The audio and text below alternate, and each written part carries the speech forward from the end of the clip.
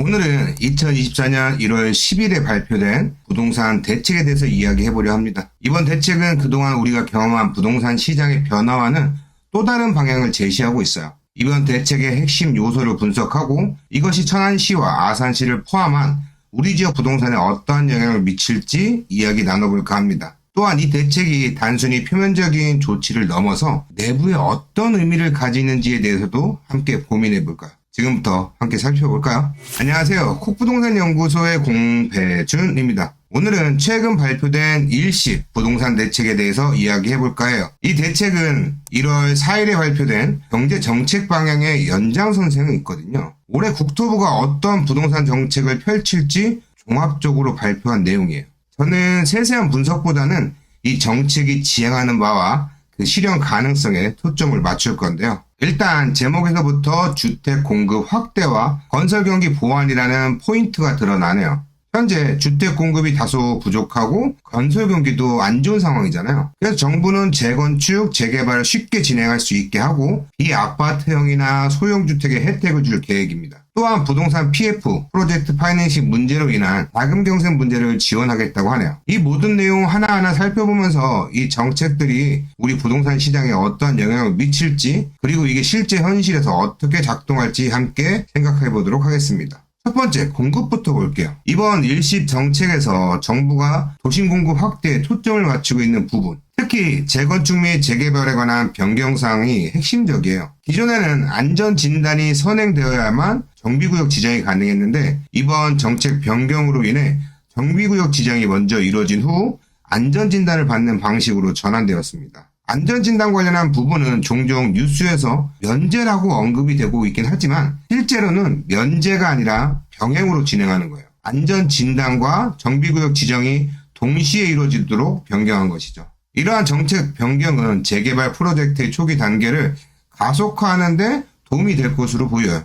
기존에는 안전진단이 선행되어야만 했으나 이제는 정비구역을 먼저 지정한 후 사업 시행 전까지 안전진단을 완료만 하면 되기 때문에 전체 과정이 좀 더 유연하고 신속하게 진행될 수 있을 것 같아요. 이는 70년대 건축물과 달리 80년대나 90년대에 지어진 구조적으로 더 견고한 건축물들에 대한 재개발을 촉진하기 위한 조치로 보입니다. 여기서부터 시작이겠죠. 하지만 안전진단의 연기는 기존 건축물의 노후도나 구조적 문제를 해결하는 것이 아니고요. 사업 진행 전까지 필요한 절차를 그냥 뒤로 미루는 거에 불과해요. 여기서 한번 생각해 볼 점이 또 있어요. 우리나라는 건축물을 짧은 시간 내에 철거하고 새로 짓는 것에 대한 규제를 하고 있어요. 이는 건축물이 안전하고 수명이 있다면 무분별한 철거는 자원 낭비라는 생각을 가지고 있어서죠. 외국의 경우도 오래된 건물을 역사적 자원으로 보는 경향도 있고 콘크리트 건축물을 30년 만에 철거하는 나라는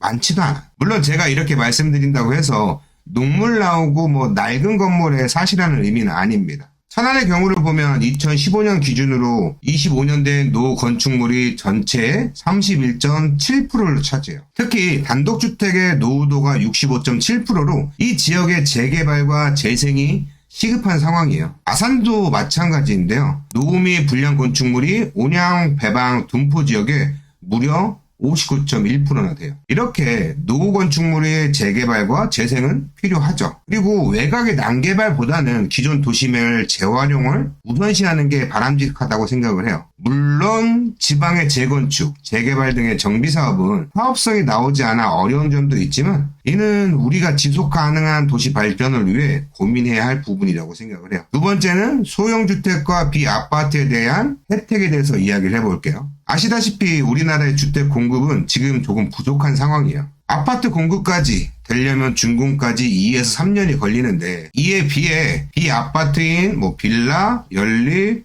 도시형생활주택 이런 것들은 조금 더 빠르게 공급될 수 있거든요. 그래서 정부는 이런 비아파트 주택에 혜택을 주려고 하는 거죠. 빨리 공급되니까 니들 빨리 좀 지어 이런 얘기입니다. 가장 큰 혜택은 바로 세금인데요. 올해 1월부터 내년 12월까지 2년 동안 준공되는 전용 60제곱미터 이하 주택 가액이 수도권은 6억, 지방은 3억 원 이하인 주택을 처음 구입하면 취득세, 양도세, 종부세를 산정할 때 주택 수에서 빼주겠다고 하네요. 하지만 여기서 또 생각해 볼 점이 있죠. 지금 세금이 비싸서 주택을 많이 안 사는 건 아니잖아요. 주택을 살 돈이 없던가, 주택을 사기에 좋은 시절이 아니라고 생각을 해서 사람들이 집을 안 사는 거잖아요. 만약에 투자해야 하는 좋은 시점이라고 생각한다면 취득세가 중과되어도 집 사는 경우가 많아요. 세금 인하가 수요에 전혀 영향이 없다고 말씀드리는 건 아니지만 기본적으로 정부는 세금을 깎아주면 사람들이 집을 조금 더 사려고 할 것이다 라는 생각으로 이 정책을 내놓은 거죠. 이러한 세금 혜택이 모든 문제를 해결할 수 있는 만병통치약은 아니에요. 주택시장은 복잡한 요소들이 많이 얽혀있는 곳이잖아요. 우리가 주목해야 할 것은 이러한 정책이 실제로 주택시장에 어떠한 영향을 미칠지, 그리고 이 혜택을 통해서 주택 구매가 활성화될 수 있을지에 대한 부분이죠. 다음 세 번째입니다. 주택임대사업자 제도, 즉 등록임대사업자 제도를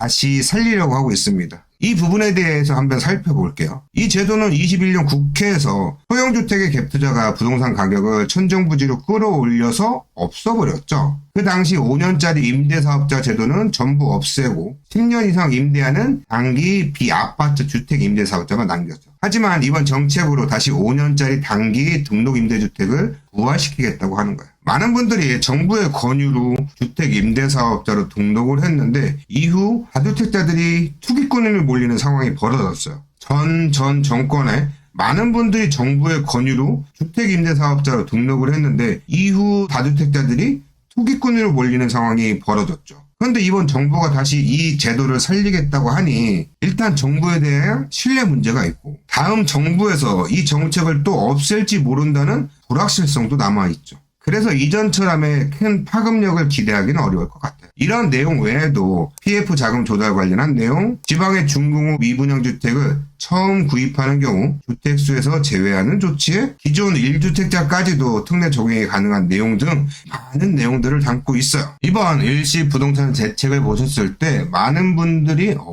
정비사업 빨리 진행되겠구나, 혹은 새로운 혜택이 생기겠네 같은 생각을 하셨을 텐데요. 역시 비슷한 생각을 하면서 이 대책을 보고 있었는데 추진계획의 일정을 보다가 조금 웃음이 나왔습니다. 도심공급 확대의 핵심 중 하나가 안전진단 통과 의무시기 조정이었는데요. 이 내용은 사실 도시정비법 개정이 필요한 상황이에요. 즉 국회를 통과해야 한다는 거죠. 이와 같이 사업주체 변경 등도 법 개정이 필요한 부분입니다. 그런데 일정을 보니까 또 2024년 2월로 잡혀 있는데 곧 4월에 총선이 있고 현재 국회 상황을 보면 개정안을 통과시키는 게 쉽지 않아 보이죠. 여기에 더해서 단기 등록임대 보건정책은 민특법 개정사항, 지방 중공업 미분양 구입 시 1세대 1주택 특례 적용은 조특법 개정안. 이러한 법 개정안들 모두 2024년 2월에 발의 일정으로 잡혀 있어요. 현실적으로 이 모든 법 개정이 쉽게 이루어질지는 의문입니다. 이번 부동산 대책이 실제로 어떤 효과를 내기 위해서는 이러한 법적, 정치적 과정을 거쳐야 하는데 이 과정이 쉽지 않다는 것을 알고 계셔야 해요.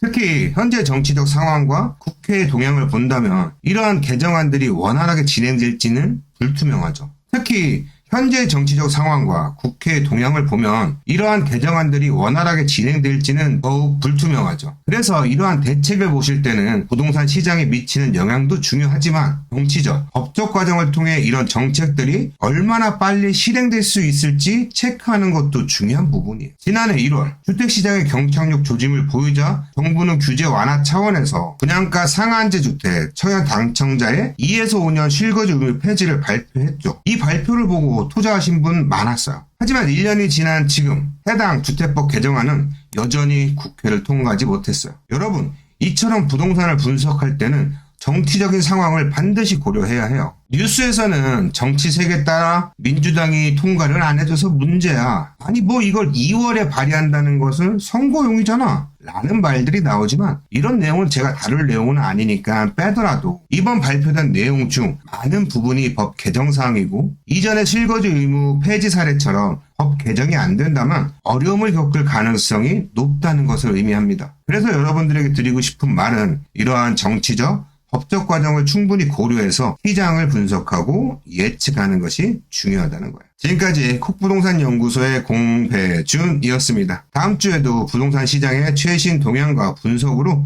여러분들을 찾아뵐게요. 안녕히 계세요.